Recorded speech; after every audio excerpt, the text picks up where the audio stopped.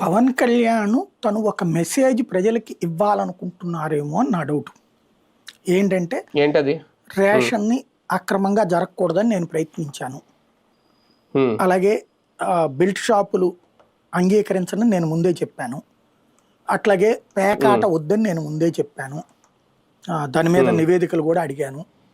అట్లాగే ఈ రౌడీజాన్ని సహించను, పరిశ్రమలకు సంబంధించిన వాళ్ళని బెదిరించద్దని కూడా నేను చెప్పాను. అలాగే రాజకీయ అదేది ఉద్యోగుల అవినీతి, లంచాలకు సంబంధించినటువంటి వద్దని నేను చెప్పాను. మీరు విన్నారు. కావాలంటే ముఖ్యమంత్రితో పాటు ఆయన పక్కనే కూర్చుని చెప్పాను. అయినా సరే జరిగిపోతా వచ్చినాయి, దాన్ని నేను సహించలేకపోతున్నాను అని ఏమన్నా భవిష్యత్తులో మాట్లాడడానికి అనుగుణంగా ఇప్పుడు ఏమన్నా మాట్లాడుతున్నారా అన్నది నా సందేహం. ఫ్యూచర్ ఈ 5 పాయింట్లు నాకు కనిపించినాయి ఈ మధ్య కాలంలో. ఇవన్నీ ఒక భారతీయుడుగా, ఒక ఆంధ్రుడుగా, ఒక పౌరుడిగా, ఒక జర్నలిస్ట్ గా మనం కోరుకునేవి.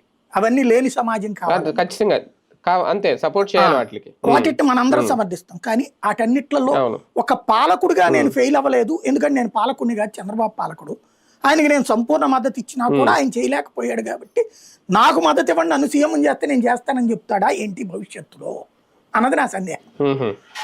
అంత వ్యూహం ఉందంటారా? ఉండొచ్చేమో. ఎందుకు అంటే ఇప్పుడు మనం సమస్యని టచ్ చేసినప్పుడు పరిష్కారం వేగ్గా ఉండదు.